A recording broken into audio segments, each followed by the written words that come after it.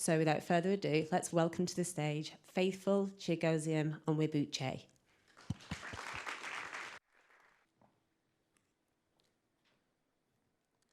May 12th was the day I had marked on my calendar.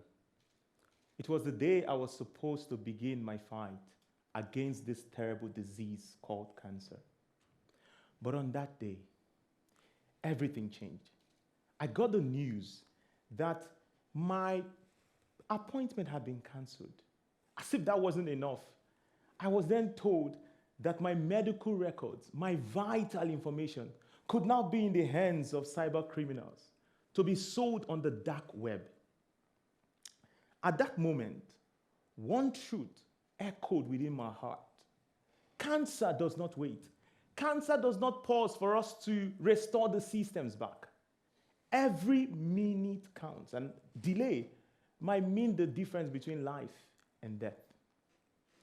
This was the story of Mary, one of the victims of the WannaCry ransomware attack. In 2017, the UK NHS was attacked by WannaCry ransomware. For those that are unfamiliar with the term, ransomware is a malicious software that if you download it into your computer unknowingly, it can encrypt your file, it can lock you out of your computer, and it then transfers some of your files to a malicious server. Now think about it as digital kidnapping. Or think about it as someone coming into your house, taking you out of your house, using your key to lock the door, and asking you for a ransom for them to release the keys back to you. Now, this ransom, it can range from as little as £500 for individuals to as much as £75 million to government agencies and corporates. The WannaCry ransomware attack to the UK NHS was so devastating. It was devastating that 19,000 patient appointments were cancelled. The NHS was left scrambling for days. And what about the financial cost? £95 million was spent to restore the systems and due to lost output. What about the emotional toll? It was quite immeasurable. Now, the NHS is not just an isolated case. Similar attack happened in Ireland. In Ireland in 2021, the Irish Health Centre was attacked by ransomware. In the US, the Colonial Pipeline was attacked by ransomware, and the CEO had to pay $4.4 million to restore their systems. And in developing countries like South Africa, they were also attacked. The bank there was also attacked by ransomware. This tells you that cybercrime knows no borders. In fact, if cybercrime is regarded as a country, it's going to be the third largest economy in the world, right after United States and China. Think about it. Cybercrime is 3 times the GDP of the United Kingdom. And if I'm speaking about cybercrime, if you have a picture of somebody staying in the basement with a black hoodie on and typing some bunch of codes, then you're quite mistaken. Cybercrime is now well organized. They do have customer care, and they go around seeking for talent all over the world. They also have helplines where you can call for, I need my data service back, and they are going to answer you nicely. Cybercrime has become this big tech startup, but with more nefarious ambitions. My name is faithful Chigozie Onwuegbuche. I'm a researcher at Research Island Center for Machine Learning. The story of Mary and similar other victims to cyber threats and attacks around the world motivated me to study the application of artificial intelligence in cybersecurity and finance. Today, I will be posing an important question. Can AI secure our cyberspace? Can we ensure that vulnerable people like Mary will not be left feeling sad, insecure, and alone? Before I continue, I must admit an uncomfortable truth. Technology is like a double-edged sword. It's neither good nor bad. Consider the same encryption algorithm that is used to ensure that a call between Mary and her child is end-to-end encrypted and no one is listening to that call. It's a similar encryption algorithm that the cyber criminals use to lock you out of your data. The internet that we praise for being this wonderful technology that connects us is the same internet that cyber criminals use to send phishing emails. In essence, every technological breakthrough, it carries the potential for harm and good. And AI will be no different. And AI is here to stay. AI is already transforming our world today, from early disease detection to our entertainment to the way we consume educational services. AI has become so pervasive and widespread. From breakthroughs like ChatGPT to the recent DeepSeek to President Trump's announcement of $500 billion for the Stargate project to improve America's AI infrastructure, AI actually is now far-reaching and is here to stay. But what is artificial intelligence?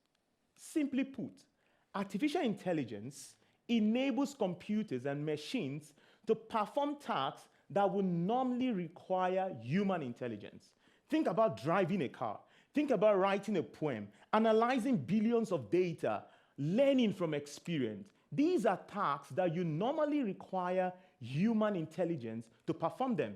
But with artificial intelligence, we can perform these tasks. Consider how our world changed through the advent of mobile phones and the internet. Artificial intelligence is going to be more disruptive than the mobile phone era and the internet combined. In 2024, the Nobel Prizes for Physics and Chemistry were awarded to artificial intelligence researchers. And this shows how AI is now being so pervasive and the impact it is having in technology, science, and innovation. But guess what? Scientists are not the only one using AI. Cyber criminals are also using AI. It is Wilmot Chininga, the CISO of Iceland Network, that said this. AI is already the tool of choice for cyber criminals right now. Right now, you do not need deep coding skills to launch an attack. You can simply go to the dark web and buy off a ransomware as a service. Use those ransomware code, launch an attack, and share the profit with the writer of the code. Or you can use a malicious large language model and develop your code in the dark web. And sometimes the cyber criminals, they are able to jailbreak legitimate large language models and AI models. They'll jailbreak it by passing the security protocols of these systems, and they're able to use it to perform their attacks. This reduces the barrier to entry, and it scales their operation. Bruchner said, AI will be used in two ways. AI would be used to hack, and AI systems themselves will become hackers. Now, what are the ways in which cyber criminals are using AI today? One of it is in attack discovery. Imagine you're trying to unlock a door.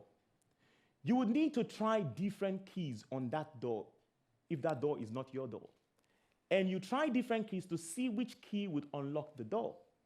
Now, think of AI as your helpful assistant that would help you try different keys to find which key would help you unlock your door quickly. Cyber criminals are using AI to find vulnerabilities in computer systems, networks, and software. And when they find this vulnerability, they can then exploit it. It is also used to study the human behavior. And when attackers study human behavior, they are able to make humans give away their keys. Amazon reports nearly 1 billion cyber threats a day, and this number is in part driven by AI-enhanced methods. Another interesting way in which cyber criminals are using, I don't know if I should call it interesting though, is in attack content generation. Think about deepfakes, phishing emails, or the deepfake photo that I have here of President Trump. Cyber criminals are crafting malicious software using AI tools. And this software is able to hack systems and hack processes. Today, it is very difficult to identify a phishing email. Why? Because previously you could check for phishing emails by poor grammar or incorrect spellings, But today, they are well crafted, and non-English speakers can write phishing emails, great phishing emails in English. And also, you can also transform it to different languages. AI is now being used in this form. Now, it's becoming so convincing that in 2024, January, AI was used, the deepfake video was used to make a finance officer transfer $25 million to a criminal, thinking that they are talking to the CFO of the company. And when we move to the world of autonomous AI is the AI that can act on its own, where the AI system themselves can find vulnerabilities, write code to exploit those vulnerabilities. Also, another AI agent can go and negotiate for the ransom, take the ransom, and give a portion to the cyber criminals. When we get into that world, there will be a need for us to reimagine cybersecurity. Consider Mary's experience. Her treatment was delayed due to a ransomware attack that did not use AI. But when we get into this world of autonomous AI, these type of attacks would become very pervasive. However, all hope is not lost. The same AI models that cyber criminals are using to launch attack is the same AI models that we can leverage to defend against these attacks. Now, one of the ways we are doing this currently is in early threat detection. Now, think about that helpful neighborhood dog that watches around the neighborhood and barks whenever there is a threat on unusual activity. Now, AI can help us check when there is an unusual activity in our code, there's unusual activity in our network. In my PhD research, we demonstrated how AI can help email users think before they click. We've noted that 91% of all cybersecurity incidents, they all begin with a phishing email. Hence, we identified these emotional triggers, such as fear, urgency, curiosity, compassion, that the cyber criminals are trying to exploit in humans. And then we use large language models to detect these emotions, and we are able to give a heads up to the email users. Our study found that even when emails seem to be neutral, they often have urgent and fear-inducing messages beneath the surface. Another great way in which we are using AI today is in predicting attack. We are able to develop predictive models that are able to tell us whenever there might be an attack. For us to develop these predictive models, we need to develop data. And in my PhD, I was able to come up with a data called the MLRAN dataset. It is a ransomware dataset that also includes goodware software, and we can use this in developing advanced machine learning models that are able to protect our systems from ransomware attack. Now, this is the one I'm very much interested in, to detect vulnerabilities. With AI, before we release software to the public, we can detect the vulnerabilities in this software. And when we detect the vulnerabilities, we can also use AI to write code to patch those vulnerabilities before releasing it to the public. As we advance to a more autonomous AI system world, we need to accept this truth. You can only secure systems from AI-powered attacks using AI-powered defense. It is important for us to reimagine our cybersecurity moving forward. The systems that we've developed in the past may not be helpful as we go into a more autonomous AI world. And when we think this, we can then use AI to protect our systems. And I know I've talked a lot about the great things that we can do with AI, but I must admit, AI has its limitations. For example, AI is heavily dependent on data. If you do not have data, you're not able to train these systems. Also, there are ethical issues and privacy concerns that are associated with deploying these systems. And if we're trying to integrate these AI models into our current security landscape, it's cumbersome and it needs creativity and good funding. Also, we have the issue of adversarial AI attacks. These are things we need to think about going forward. But this is one thing I want you to remember. AI is not happening to us. We are developing AI. The decisions we make as humans will tell how this technology is going to transform in the future. Therefore, the importance of humans in this cannot be overemphasized. It is the future of cybersecurity, but the future is not just AI. It is not just cybersecurity. It is our ingenuity, is our creativity, our collaboration, our ability to outsmart the adversary. As you live here today, I hope you take away a few key lessons. Educate yourself around AI, not just how you can use it for your work, but how you can use it as a transformative force in your life, a force that can help you seek higher things. Reflect on how you can contribute your creativity to the issue of cybersecurity. Let us not forget about Mary. Mary was left vulnerable. She was left feeling confused on what to do. Let us create a world where Mary will never feel vulnerable again. A world that will be secure, safe from all cyber attacks. It is possible.